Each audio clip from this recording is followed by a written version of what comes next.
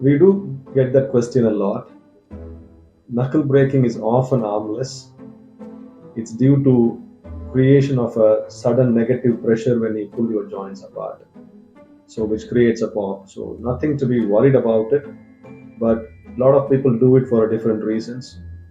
Some people do it as an habit. Some people do it to relieve anxiety or nervousness. So most often than not, it doesn't cause major problems. But if you are too forceful about it, sometimes you can injure your ligaments around your joint. So be careful about it. Otherwise, it doesn't cause any major problems in the long run.